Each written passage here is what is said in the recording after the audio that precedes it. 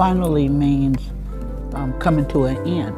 Vocabulary refers to knowing the meaning of words and is critical to successful reading comprehension. Building vocabulary involves teaching your learner how to figure out the meaning of words while reading. It also requires selecting and studying the meanings of individual words and parts of words. It's important to relate these vocabulary words to learners' current and prior experiences to help cement them in their word bank. Here is the word karmic. For direct instruction of general vocabulary, you might decide to teach several new words each week. When deciding which words to select from texts to pre-teach to your learner, keep in mind the following types of words that are particularly useful and can include words in the news, difficult or unfamiliar words, signal words, words not well defined by context, words that reinforce word learning strategies, prefixes and suffixes, compound words, high-frequency words. Hi, I am at the library and I am getting ready for my next lesson with the fabulous learner, Janine. We have a really good time together. And something important is preparing for a lesson before it actually happens. I'm selecting words that I would like to pre-teach to Janine before we read a story together.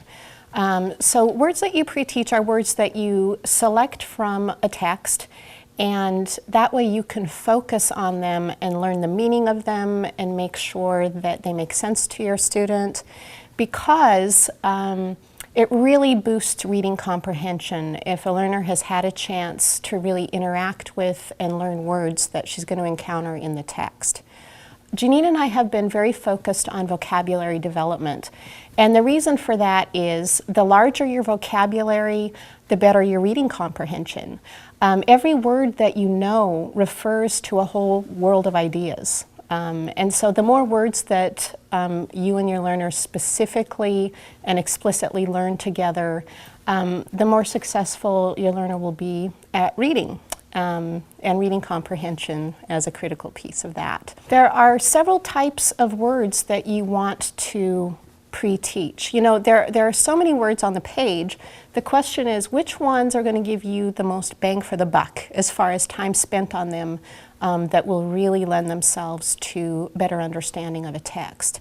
So I want to give you some ideas about words that really can make a difference in your learner's vocabulary. I'll be looking for words that we have practiced before in other lessons. It takes multiple exposure in a variety of types of text for a person to really own a word.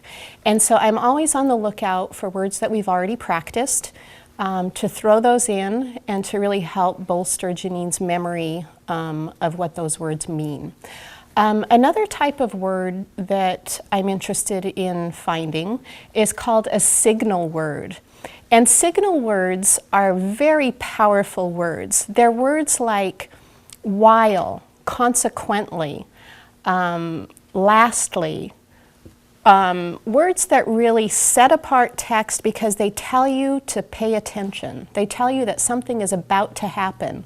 When you see the word but, B-U-T, it means that you're going to switch around, that something different is going to happen. And so signal words help a learner know to pay extra attention, that there's going to be a twist or a turn or some sort of highlighted meaning that they should pay attention to.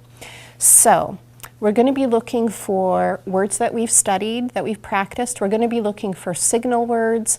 And we're also going to be looking for words in the text that are not necessarily explained that well contextually. And what I mean by that is maybe there's a word that you kind of really can't figure out using clues from the text that come before it or after it or in the same paragraph. Words that you can't really guess by putting clues together in the text. And that will really help comprehension quite a bit as well. Another type of word that we're looking for are words in the news, or words that will really help Janine understand more content in more contexts in the world. And so very specific, maybe geographical terms, scientific terms, words that come from social studies. Those open up new worlds to a learner as far as things that you know about.